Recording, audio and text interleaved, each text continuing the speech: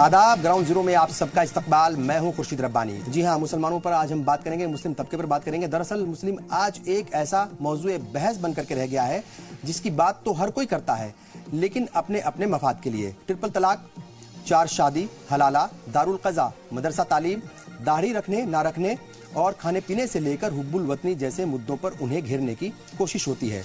इन तमाम मसाइल को लेकर टीवी डिबेट्स भी खूब होती हैं। कई मौलाना और प्रोक्लेम्ड इस्लामिक स्कॉलर इनमें हिस्सा भी ले रहे हैं। लेकिन इन बहसों मुबाहिसे में एक दूसरे को नीचा दिखाने और एक दूसरे पर चीखने चिल्लाने के अलावा और होता क्या है? क्या सिर्फ यही है मुल्क के मुसलमानों के बुनियादी मसाइल, या फिर जानबूझकर ऐसे मुद्दों को हवा दी जा रही है जिन्हें सुनकर मुसलमान जज्बाती हो जाते हैं?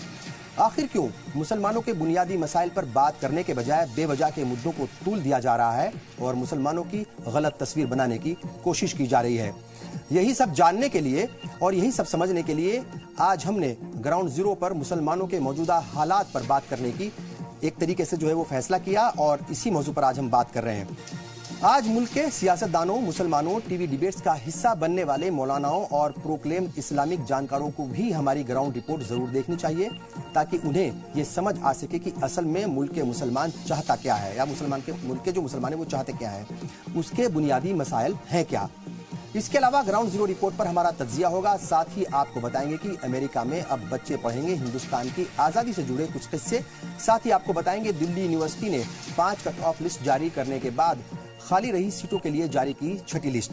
इसके अलावा आपको बताएंगे हिंदुस्तानी सिनेमा के पहले सुपरस्टार से जुड़ी कुछ अहम जानकारियां। मुसलमान की बात करने वाले सियासतदान और टीवी डिबेट्स में उनके मसले सुलझाने का दावा करने वाले चंद मौलाना क्या असल में उनकी फलाह बहबूद का काम कर रहे हैं, या फिर ये सब मुसलमानों के नाम पर अपने अपने मफाद को साधने की फिक्र में लगे हुए हैं? देखिए, इस पूरे मसले को पेश करती है हमारी आज की ग्राउंड जीरो रिपोर्ट। मुसाहिब के सफों में भी मेरी गिनती नहीं होती, ये वो मुल्क है जिसकी मैं सरकारें बनाता था। मशहूर शायर मुनव्वर राना का ये शेर मौजूदा दौर के हिंदुस्तानी मुसलमानों के हालात को चंद अल्फाज में समेट देता है। मुसलमान ये लफ्ज पिछले कुछ बरसों में हिंदुस्तानी सियासत और मीडिया की बहस का ऐसा मरकज बन चुका है जिसके बिना न सुबह होती है, न शाम और न ही रात। अखबारों की सुर्खियों से लेकर टेलीविजन की डिबेट्स तक में, सियासी बयानबाजियों से लेकर नेताओं की तकरीर तक, मुसलमान लफ्ज सबसे पसंदीदा है। लेकिन ये पसंद मुसलमानों की फलाह व बहबूदी के लिए नहीं, बल्कि अपने अपने मफाद के लिए है। वोटों से लेकर के टीआरपी बढ़ाने तक के लिए है। चंद मौलानाओं की चीख चिल्लाहट से बनने वाली मुसलमानों की गलत शबीह के लिए है। हालात ये बन गए हैं या बना दिए गए हैं कि आज मुसलमान को अपनी हिफाजत की फिक्र सताती है, तो उसको सियासी हाशिए पर धकेलने की साजिशों में कोई कमी नहीं है। हिंदुस्तान को अपना मादरे वतन मानने वाला मुसलमान आज हालात से जूझता दिख रहा है, लेकिन सियासत उसे विलेन बनाने पर आमादा है। कोई उसके नाम से अक्सरियत को डराता है, तो कोई उसे इंसाफ दिलाने के नाम पर सियासत चमकाता है, तो किसी को उसका नाम लेने भर से अपने वोटों के कम होने का खतरा महसूस होने लगता है। मैंने अखबार में पढ़ा, कांग्रेस पार्टी के अध्यक्ष श्रीमान नामदार ने ये कहा कि कांग्रेस ये मुस्लिमों की पार्टी है। पिछले 2 दिन से चर्चा चल रही है। मुझे आश्चर्य नहीं हो रहा है कि क्यों पहले जब मनमोहन सिंह जी की सरकार थी तो स्वयं प्रधानमंत्री मनमोहन सिंह जी ने कह दिया था कि देश के प्राकृतिक संसाधनों पर सबसे पहला अधिकार मुसलमानों का है। हम इस बात को कंडेम करते हैं बहुत सख्त लफ्जों में कि राहुल गांधी जी ने यह कहा है कि ये मुसलमानों की पार्टी है, ये सबकी पार्टी है और ये कमजोर लोगों की पार्टी है, और जो लोग कमजोर हैं कांग्रेस उनके साथ जिम्मेदारी से खड़ी। अगर देश में 14% मुसलमान है और आईपीएस अफसर से 3% है, तो हमारा मल्टीकल्चरलिज्म को क्या होगा? सीआरपीएफ, सीआईएसएफ, आईटीबीपी, ये सब तो सरकार के तहत है ना। आप 4 साल से हुकूमत कर रहे, आप बताइए आपने कितना काम किया इसमें, हम यही पूछ रहे हैं। लेकिन क्या मसला सिर्फ इतना भर है या फिर हालात इससे कहीं ज्यादा संजीदा हो गए हैं? क्योंकि ये आज का सच है कि मीडिया की हिंदू मुस्लिम डिबेट्स और इनमें आने वाले चंद मौलानाओं और प्रोक्लेम्ड इस्लामिक स्कॉलर की चीख चिल्लाहट ने आज समाज में मुसलमानों की कट्टर छवि को बढ़ावा ही दिया है। समाज में लोग टीवी को देखकर ये समझने लगे हैं कि मुसलमान ऐसे ही होते होंगे, लेकिन क्या मीडिया पर आने वाले चंद मौलानाओं के चेहरे मुसलमानों की सचमुच नुमाइंदगी करते हैं, या फिर टीवी चैनलों की तरफ से दिए जाने वाले पैसे और टीवी से मिलने वाली शोहरत उन्हें अपनी तरफ खींचती है? ये सवाल इसलिए क्योंकि सच्चा मुसलमान होने का दावा करने वाले ये मौलाना जोहर की नमाज से लेकर इशा की नमाज तक का वक्त स्टूडियो में बैठकर गुजार देते हैं। क्या ये दीन और मुसलमानों के सच्चे रहनुमा बन सकते हैं? क्या वाकई स्टूडियो में बैठकर दीन बचा लिया जाएगा? क्या अपनी नमाजें कज़ा करने वाली ये चंद मौलाना दीन और मुसलमान कौम को बचाएंगे? जवाब सीधा सा है, नहीं, बिल्कुल नहीं। तज्जिया करें तो पिछले कुछ वर्षों से होने वाली चैनलों की डिबेट्स में जाने वाले इन मौलानाओं से और समाज में कभी अच्छा मैसेज नहीं गया। सोशल मीडिया से लेकर जलसों तक में इस बात का ऐतराज मुसलमानों की तरफ से होता रहा कि टीवी डिबेट्स में जाने वाले मौलानाओं को समझदारी से काम लेना चाहिए। बाज मर्तबा कहा जाता रहा कि मौलानाओं को टीवी डिबेट्स से दूरी बनानी चाहिए, क्योंकि एक तरफा होने वाली इन डिबेट्स में किसी मसले के हल पर संजीदा बात नहीं होती, बल्कि तमाशा बनाकर सिर्फ टीआरपी बटोरी जाती है। लेकिन चंद मुस्लिम मौलानाओं ने चंद पैसों और अपनी शोहरत की खातिर आज पूरे मुस्लिम तबके को शर्मसार किया है। आज मुसलमान अगर मजहबी और समाजी तौर पर अपनी बात को सही तरीके से रखने में नाकाम है, तो इसकी एक बड़ी वजह इन चंद मौलानाओं का बदतमीजी के साथ टीवी डिबेट में हिस्सा लेना है। मजहबी मामलों में होने वाली इन डिबेट्स में शामिल मौलानाओं को समझना होगा कि उनके बेवजह के बयान और हरकतों की वजह से मीडिया को मौका मिलता है, जिसको वो टीआरपी बढ़ाने के लिए भुनाती है। ये डिबेट्स रोजगार, तालीम या बेहतर मुस्तकबिल के लिए होती भी नहीं, बल्कि 4 शादी, 3 तलाक, शरिया अदालतें, मदरसों की तालीम, हलाला, इन जैसे मुद्दों को ही बार बार घसीटा जाता है। मौलानाओं को समझना होगा कि मौजूदा दौर का सच यही है कि मुसलमान हिंदुस्तानी सियासत और मीडिया की पसंदीदा खुराक बनकर रह गया है, जिसके साथ सियासी पार्टियां इसलिए खड़ी नहीं होना चाहती क्योंकि इससे मुल्क की अक्सरियत नाराज हो सकती है। यानी मुसलमान मौजूदा दौर में खुद को सिर्फ सियासी हाशिए पर खड़ा हुआ देख रहा है, जहां उसकी हिम्मत बढ़ाने के लिए कोई नहीं। जी मीडिया के लिए सऊद मोहम्मद खालिद के साथ शुएब रजा की रिपोर्ट। जाहिर है सियासी जमातों और मीडिया के लिए मुसलमान महज उनकी खुराक पूरा करने का जरिया बन चुका है। यह सच है कि तलाक और हलाला जैसे मुद्दे मुस्लिम खवातीन के लिए बेहद संजीदा मौजू हैं, लेकिन यह भी सच है कि मुसलमानों की कुल आबादी में इन सब का फीसद बेहद कम है। तो फिर क्यों मुसलमानों के बुनियादी मसाइल को छोड़कर लगातार बहस का रुख मोड़ा जा रहा है? इस सब के बीच यहाँ यह समझना भी जरूरी है और बहुत अहम है कि मुसलमानों के असल मसाइल हैं क्या।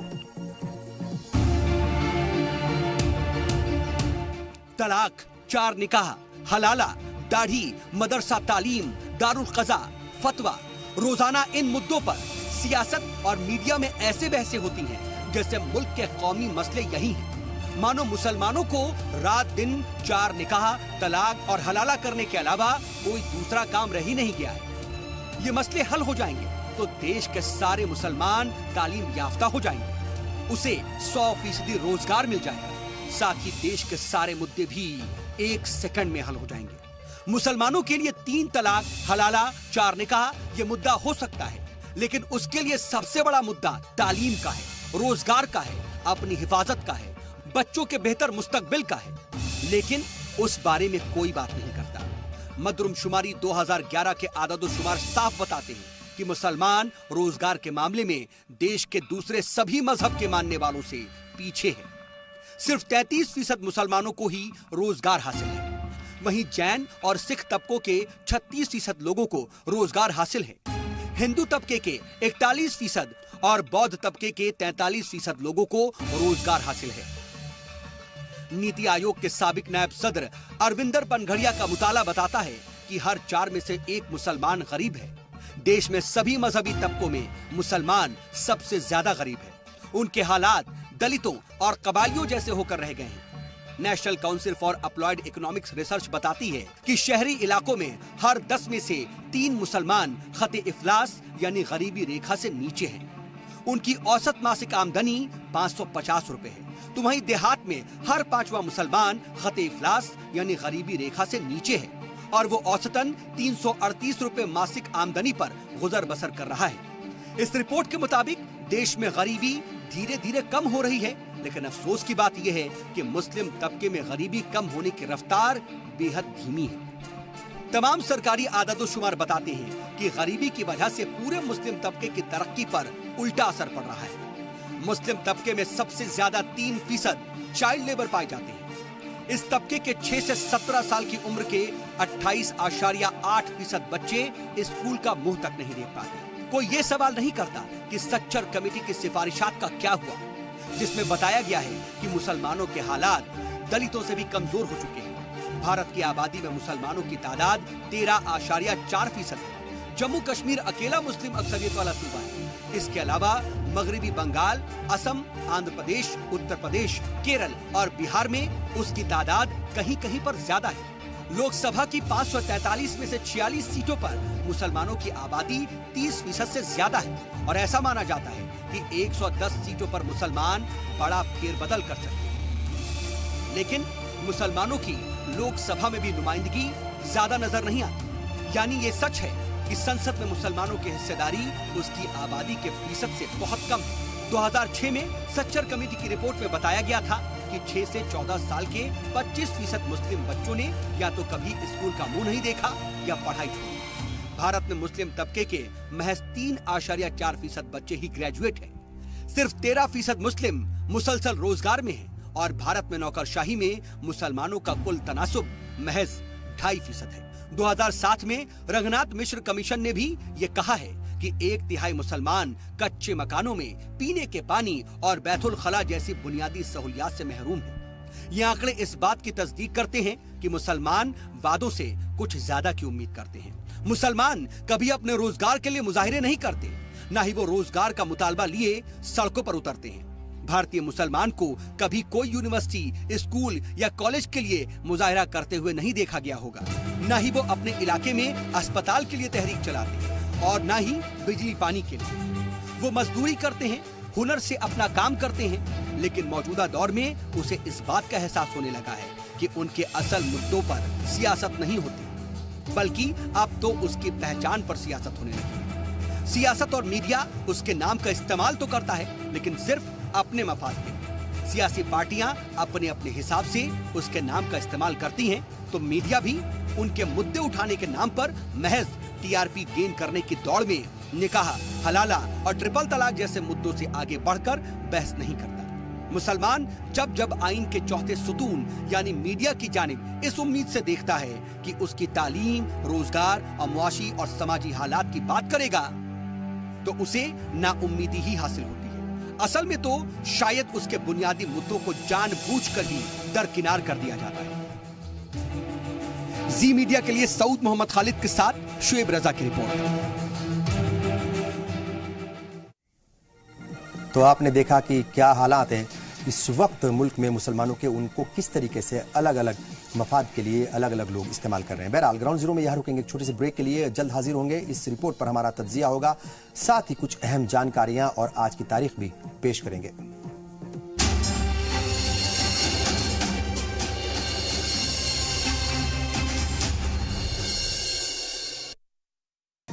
ब्रेक के बाद एक बार फिर आप सबका इस्तकबाल है। ग्राउंड जीरो में आज हम बात कर रहे हैं मुल्क के मुसलमानों की, जिनको आज़ादी के बाद से ही लगातार सियासी, माशी और समाजी सतह पर हाशिए पर खड़ा किया जाता रहा है। मुल्क में मुसलमानों की पैरवी और नुमाइंदगी करने वाले असल में उन्हें धोखा दे रहे हैं, ये बात समझने की है। मुसलमानों और उनको उलझाए रखने के लिए कुछ अहम पॉइंट जो है वो हमारे सामने आए हैं कि किस तरीके से उनको उलझाए रखा जाता है। सियासत और मीडिया ने आज मुल्क के मुसलमानों को महज अपना मफाद हासिल करने के लिए इस्तेमाल कर रहे हैं वो, या उसका जरिया बना लिया है। उनके जो मसाइल हैं उनको अलग तरीके से उठाया जाता है और जानबूझ करके ऐसे मुद्दों को हवा दी जाती है जो सियासी जमातों की सियासत को सूट करते हैं। 4 निकाह, हलाला, ट्रिपल तलाक, फतवा, दाढ़ी रखना या ना रखना, उनका पहनावा कैसा हो, मदरसा तालीम की बात करने वाले कुछ लोग जानबूझ करके मुसलमानों को इन मुद्दों पर न सिर्फ घसीटते हैं बल्कि उन्हें विलेन बताने की भी कोशिश करते हैं। किसी भी दूसरे तबके के मुकाबले मुसलमानों में तलाक का फीसद काफी कम है। बुनियादी तौर पर मुसलमानों के लिए तालीम, रोजगार, माशी, समाजी तरक्की और सिक्योरिटी जैसे अहम ऐसे मौजू हैं जिनके ऊपर बात होनी चाहिए, लेकिन उनके ऊपर बात नहीं होती। जाहिर है मुसलमानों के बुनियादी मसाइल को हल करने में दिलचस्पी किसी को नहीं है, ना सियासतदानों को, ना मीडिया को और ना ही टीवी चैनलों पर मुसलमानों की पैरोकारी करने वाले मौलानाओं को, और ना ही खुद मुसलमानों को।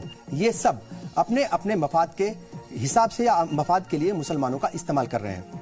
कुछ को मुसलमानों का वोट चाहिए तो कुछ को मुसलमानों के नाम पर डराकर दूसरे तबके का वोट चाहिए। कुछ लोग पैसों और शोहरत के लिए मुसलमानों का सहारा ले रहे हैं तो कुछ पोजीशन हासिल करने के लिए। उत्तर प्रदेश में तो कई ऐसे नेता, कई ऐसे लीडर पैदा हो गए हैं जो अपनी गर्दन पर लटकी तलवार से बचने के लिए हर रोज मुसलमानों से जुड़े मुद्दों को बेवजह तूल दे रहे हैं। ये वही लोग हैं, ये वही नेता हैं जो कुछ दिन पहले तक समाजवादी पार्टी के अपने आकाओं की गोद में बैठे हुए थे, लेकिन जैसे ही उत्तर प्रदेश में हुकूमत बदली इन्होंने भी पाला बदलने में देरी नहीं लगाई। ये वही लोग हैं जो अपनी पूरी कौम का सौदा करने से भी बाज नहीं आ रहे। असल में मुसलमानों की तरक्की कोई नहीं चाहता। कौम को अगर तरक्की की राह पर लाना है तो खुद आम मुसलमानों को आगे आना होगा, उन्हें बेदार होना होगा। सबसे पहले उसे तालीम के तई बेदारी पैदा करनी होगी, क्योंकि तालीम हासिल करके ही रोजगार हासिल किया जा सकता है, सरकारी सिस्टम में अपनी मौजूदगी दर्ज कराई जा सकती है और सियासत में अपनी हिस्सेदारी हासिल की जा सकती है। साथ ही माशी, समाजी सतह पर भी आगे बढ़ा जा सकता है। इस सब के अलावा इस्लाम के सो कॉल ठेकेदारों को भी समझना होगा कि जिस इस्लाम को बचाने के लिए वे दिन रात टीवी स्टूडियो का सहारा ले रहे हैं, दरअसल इससे नुकसान के अलावा और कुछ हासिल नहीं हो रहा है। इस्लाम जो है ना तो वो टीवी स्टूडियो से बचेगा और ना ही पटना में बड़ी बड़ी रैलियां करके बचेगा। चंद पैसों की खातिर कुछ मौलाना टीवी स्टूडियो से इस्लाम के मानने वालों की इमेज खराब कर रहे हैं और पटना में की गई बहुत बड़ी रैली जिसका नाम दिया गया था दीन बचाओ रैली, उससे MLC बनाए जा रहे हैं। इस बात को और इस पूरे खेल को समझने की जरूरत है। दरअसल दीन बचाने के लिए या दीन बचाने के नाम पर बहुत सारी चीजें हो रही हैं और जिस तरीके से हम देख रहे हैं कि दीन बचाने के नाम पर कुछ लोग जो है वो सियासत का सहारा ले रहे हैं और कुछ लोग डिबेट का सहारा ले रहे हैं, तो इसके पीछे का क्या खेल है हम पहले भी कह चुके हैं, इसको समझने की जरूरत है। इसके अलावा मुल्क के सियासतदानों और टीवी स्टूडियो में बैठने वाले बहादुर एंकर्स और डिबेटर्स को भी ये समझने की जरूरत है कि मजहब के नाम पर नफरत फैलाकर वो कुर्सी और TRP तो हासिल कर सकते हैं, लेकिन आपका फैलाया ये जहर लगातार मुल्क की रूह को एक तरीके से नुकसान पहुंचा रहा है या फिर मुल्क की रूह का दम घोंट रहा है। आप सबसे अपील है कि आप मुल्क की हम आहंगी, भाईचारगी, इत्तेहाद और आपसी खुलूस को बनाने में मदद कीजिए, उसे बिगाड़ने में नहीं। और इसी के साथ वक्त हो गया आपसे विदा लेने का। अपना ख्याल रखें, हर तरह की अफवाहों से दूर रहें। आप फेसबुक, ट्विटर और यूट्यूब के जरिए अपने पैगाम आप हम तक पहुंचा सकते हैं इस प्रोग्राम को और बेहतर बनाने के लिए। और कुछ ही देर के बाद देखिए आपकी बात बुशरा खानम के साथ। मुझे और पूरी टीम को दीजिए इजाजत। आदाब।